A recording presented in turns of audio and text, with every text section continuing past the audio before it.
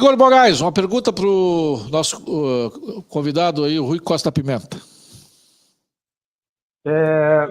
Tudo bom, Rui? Na verdade, eu acho que uma das diferenças que tem de pensamento entre a gente, liberal, é no campo da economia, né? E defendemos liberdade, tá?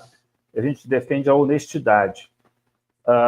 E eu queria que tu mostrasse qual é a diferença desse governo Lula. Não é só nem do ponto da economia, porque todos nós dizemos o seguinte: isso está mais para Dilma 3, que também foi de esquerda, do que para Lula 3. O acordo que ele fez com o sistema financeiro, isso é uma crítica que eu, inclusive, faço, né? A Faria Lima fazendo L, todos aqueles gestores, né? Tem um cara que é muito famoso, que é o Stuber, faz lá a gestão do Fundo Verde, né? E ele, não, nós vamos votar no Lula porque ele tem uma política econômica decente. Está aí a política econômica dele, que não agradou nem o mercado financeiro e nem o pessoal, né, como vocês, que pensam que essa política econômica agrada ao mercado financeiro. Não está agradando ao mercado financeiro de maneira alguma, até que 98% dos caras estão contra ele. E eu acho que é bem feito, porque escolheram, né, e acharam que ele ia fazer a política certa e não fez. Ele fez a política que não é a política que o pessoal liberal tem. E aí eu queria que tu fizesse essa avaliação, porque, para mim, é uma continuidade daquilo que foram os governos Dilma e o pedaço do que foi o Lula 2, porque o Lula 1 ele herdou muito aparato institucional e econômico que permitia ele tocar sem fazer nada, ele não precisava nem mexer na economia, que as coisas iam de bem. Tá? Então eu gostaria da tua avaliação sobre essa comparação. Até o próprio mercado faz muito isso, né? Os analistas fazem muito, que é Dilma 3 e não Lula 3, né? Olha, eu não concordo com essa avaliação, não. A Dilma, ela, com base, né, na situação que o Brasil estava vivendo, do chamado boom das commodities no mercado internacional, devido à China, principalmente, ela lançou um plano econômico que era um plano econômico que não era o plano econômico do mercado financeiro, que é a chamada nova matriz econômica, né? Colocou lá um economista desenvolvimentista ou nacionalista, como queira, que foi o Guido Mantega, né? O Lula não tem essa política. A política do Lula é muito parecida com a política do primeiro governo do Lula.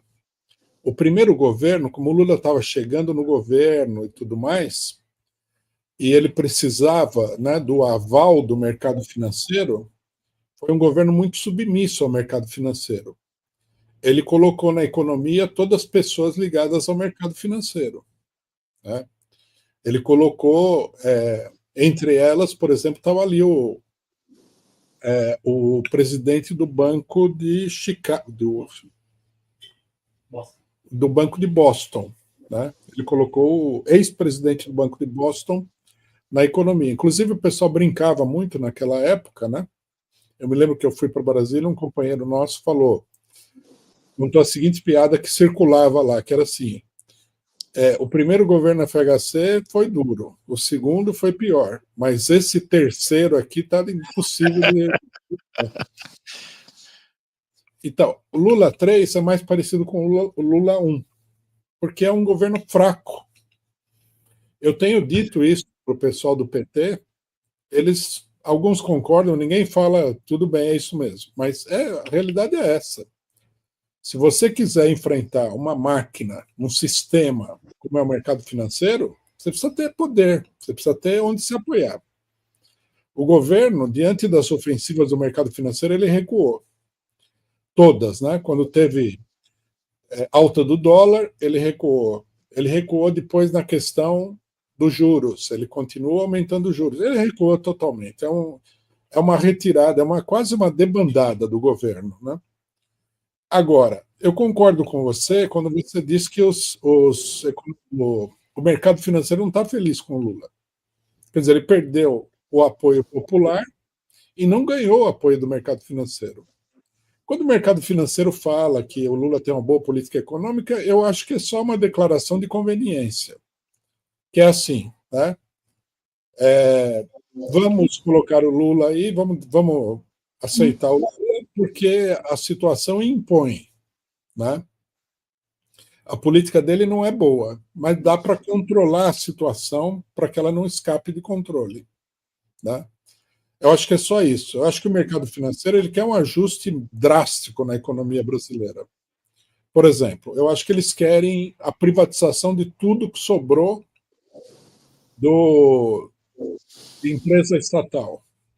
Petrobras, Eletrobras, tudo. Vão fazer um ataque duríssimo contra a aposentadoria, com certeza. Esse escândalo, inclusive, do INSS,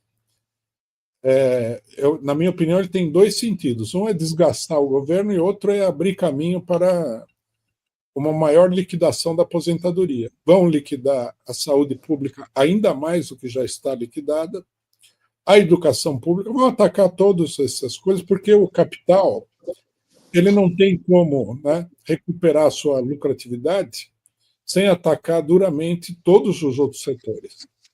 Então, nesse sentido, a política do Lula, embora ela seja uma política, um aceno muito grande à Faria Lima, não é a política que eles querem exatamente.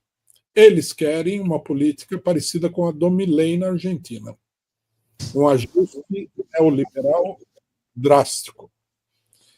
Isso daí vai provocar aquilo que o governo FHC provocou. Um choque de miséria no país espantoso. Depois do governo FHC, o Brasil não se recuperou mais. Nós temos 120 ou 130 milhões de brasileiros na pobreza. É um país que está virando um país da África, quase. Nós perdemos 35% da indústria nacional.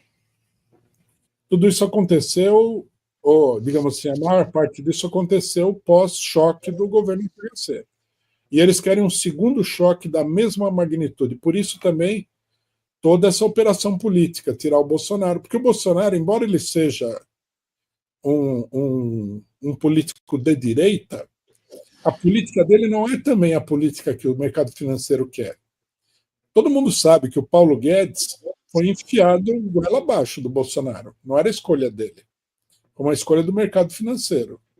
O Bolsonaro 1, ele procurou adquirir uma certa independência. O Bolsonaro 2 vai ser bem mais independente, assim como o Trump 2 é mais independente do que Trump 1. Então, eles estão numa operação, tirar o Bolsonaro, tirar o Lula e colocar um servo no mercado financeiro, um servo da Faria Lima, como se popularizou no Brasil. Né? Não é da Faria Lima, porque, na verdade, quem manda nisso aí são os bancos estrangeiros. Querem colocar um funcionário, assim como eles colocaram o Roberto Campos Neto no Banco Central, querem colocar um Roberto Campos Neto na presidência da República. E como esses têm voto, você precisa atacar os que têm voto. O Lula está sangrando aí, o governo Lula, e o Bolsonaro está ameaçado de ser preso. O pessoal fala, golpe de Estado, tudo isso aí é uma conversa mole. Na verdade, é uma pura manipulação eleitoral. É um verdadeiro golpe de Estado que está acontecendo.